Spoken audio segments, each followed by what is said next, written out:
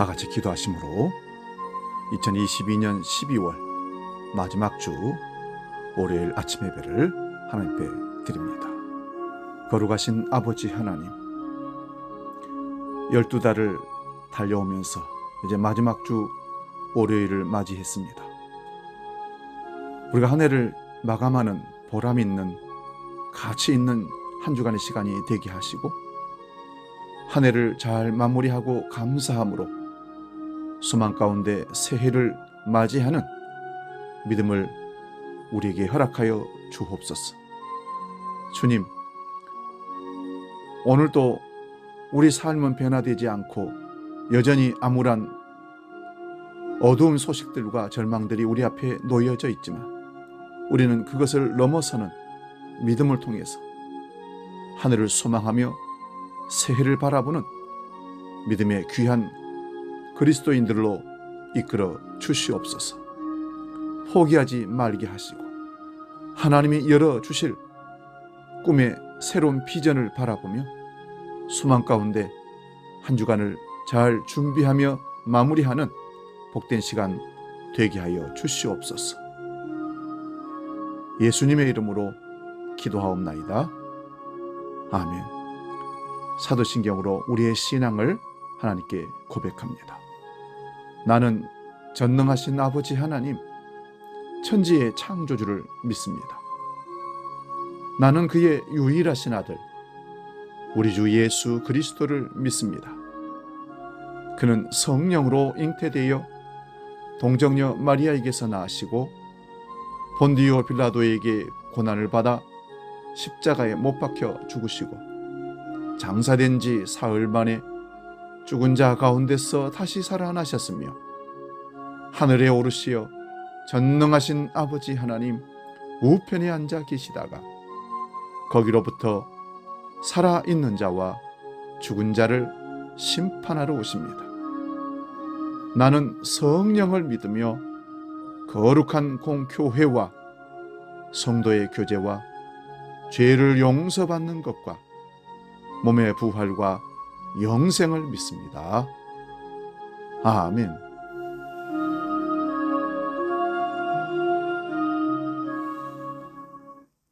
찬송가 382장 너 근심 걱정 말아라 찬송합니다.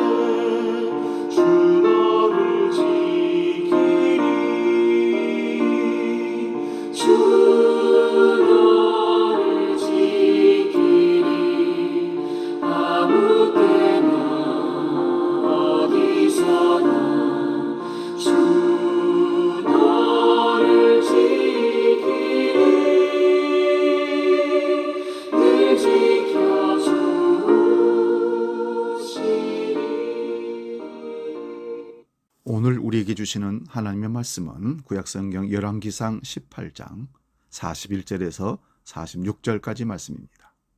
구약성경 549면에 있습니다. 이 말씀 봉독할 때에 살아계신 하나님의 음성을 들을 수 있기 바랍니다. 열왕기상 18장 41절에서 46절 지금 봉독합니다.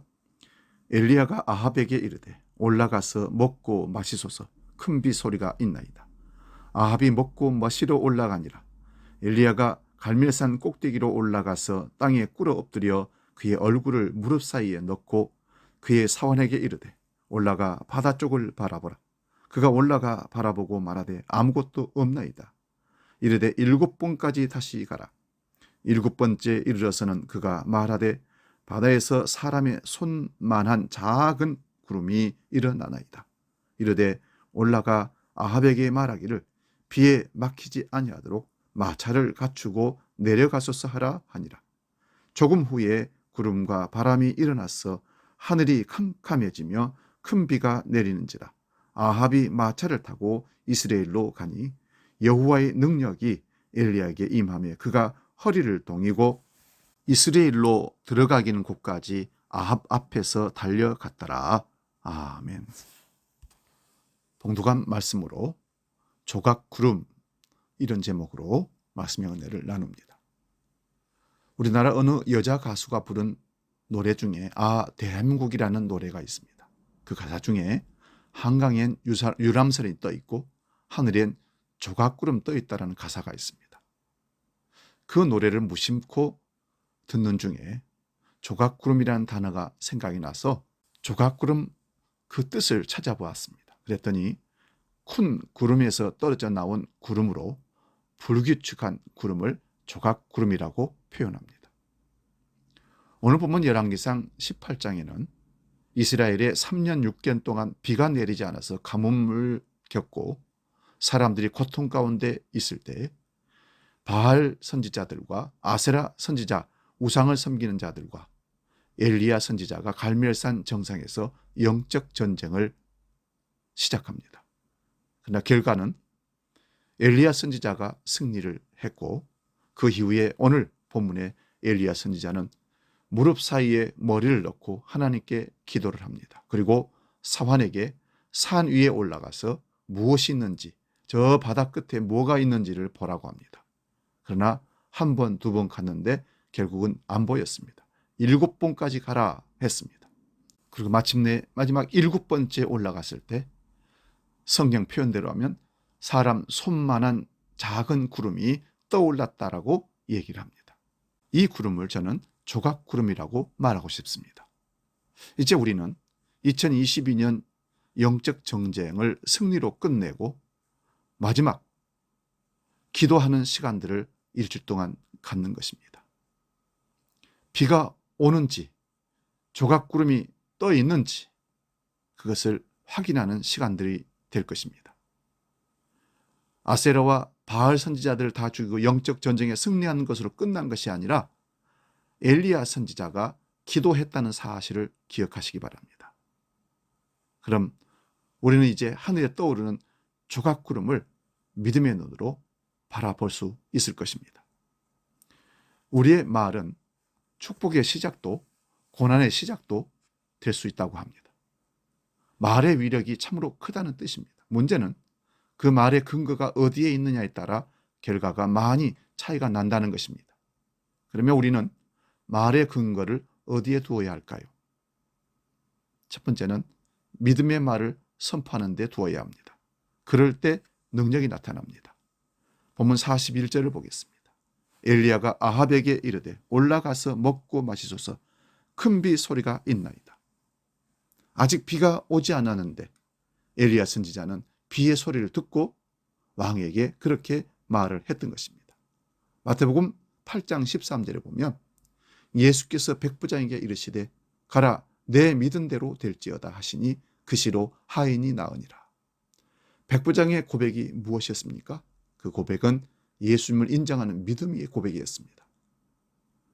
예수께서 반드시 하인의 병을 낫게 해주실 것이라는 확신에 찬 고백이었다는 말씀입니다.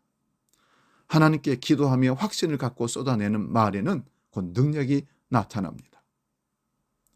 내년에 내 삶 가운데, 우리 가정 가운데, 우리 교회 가운데, 한국 위에 하나님께서 반드시 승리의 놀라운 기적들을 베풀어 줄 겁니다. 그 소리가, 그 모습이 보이고 들려옵니다. 믿음의 기도를 하고 말씀에 순종하는 삶을 통해서 우리는 그런 말을 쏟아낼 수 있는 능력의 사람들로 쓰임받을 수가 있습니다. 오늘 본문은 이것을 잘 보여줍니다. 엘리야의 확신에 찬 고백이 곧 능력이 되었습니다. 우리의 마을에 평안과 기쁨, 행복이 있다면 그것은 곧 놀라운 응답으로 이어지게 될 것입니다. 그러나 불평하고 안 될 것이야, 더 힘들어질 거야, 죽을 것이야, 어려워, 그런 말들로 시작한다면 그 말로 결국은 우리 미래는 만들어지고 말 것입니다. 축복의 예언 성취는 그것을 믿고 기도하며 기대하는 마음에서 시작된다는 걸 기억하십시오.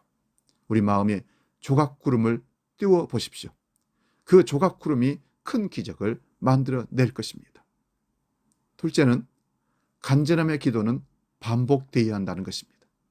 43절 말씀 봅니다. 그의 사환에게 이르되 올라가 바다 쪽을 바라보라. 그가 올라가 바라보고 말하되 아무것도 없나이다. 이르되 7번까지 다시 가라. 여기 7번이라는 것은 숫자의 횟수를 말하는 것이 아니라 반복해서 응답되어질 때까지 올라가라는 믿음의 고백입니다. 누가복음 18장 7절을 보면 하물며 하나님께서 그 밤낮 부르짖는 택하신 자들의 원한을 풀어주지 아니하시겠느냐?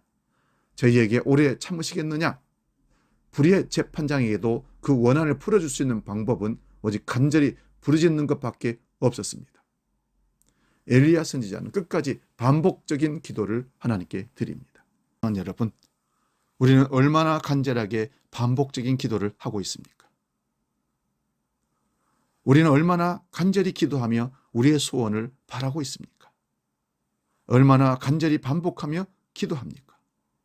아무 증거가 보이지 않더라도 실망하지 않으면서 기도한다면 하나님은 응답하실 줄로 믿습니다. 믿음은 바라보는 것입니다. 하나님은 바라보는 우리를 결코 실망시키지 않으십니다. 간절함의 조각구름을 띄우십시오. 반드시 응답될 줄로 믿습니다. 마지막으로 조각구름이 곧 응답입니다. 본문 44절을 봅니다. 7번째 이르러서는 그가 말하되 바다에서 사람의 손만한 작은 구름이 일어나나이다. 이르되 올라가 아합에게 말하기를 비에 막히지 아니하도록 마차를 갖추고 내려가소서 하라 하니라. 누가복음 16장 10절을 보면 지극히 작은 것에 충성된 자는 큰 것에도 충성되고 지극히 작은 것에 불의한 자는 그 큰 것에도 불의하니라. 우리는 어떠합니까? 우리의 모습을 보고 한번 생각해 보시기 바랍니다. 작게 보인다고 작다고 생각하면 실망하게 됩니다. 실망에 찬 기도는 결코 응답될 수가 없습니다. 엘리야가 본 작은 구름은 가뭄을 해결하였습니다. 엘리야는 하나님의 은혜를 갈구하며 기도했습니다. 그러자 하나님이 응답하셨습니다. 우리도 엘리야처럼 믿음으로 응답을 바라는 기도를 할 수 있기를 바랍니다. 우리가 바라보는 초점이 정확할 때 응답의 조각구름이 떠오르게 될 것입니다. 사랑하는 여러분, 지금까지 우리가 엉뚱한 곳을 바라보고 기도했었다면 이제부터라도 하나님의 뜻에 맞는 기도를 드릴 수 있기를 바랍니다. 불만과 원망의 마음으로 기도했던 우리라면 이제 비록 보잘것없는 작은 조각구름일지라도 비를 머금은 구름이라면 실망하지 말고 감사하고 하나님께 나아갑시다. 우리의 형편이 넉넉하지 않습니다. 원하는 대로 잘 일이 되지 않습니다. 환경과 여건은 최악으로 치닫고 있습니다. 하지만 결코 불행해하지 맙시다. 왜 그렇습니까? 비를 머금은 조각구름이 우리에게 보이기 때문입니다. 하나님은 기도하고 하나님을 바라보는 이 땅의 모든 성도와 교회 위에 조각구름을 보내주십니다. 그 구름은 모든 교회를 향해 은혜의 단비를 뿌려줄 것입니다. 그러면 우리의 삶은 풍성해질 것입니다. 이제 우리는 풍성한 곡식을 통해서 열매를 통해서 하나님께 영광 돌리는 삶으로 바뀔 것입니다. 기도합시다.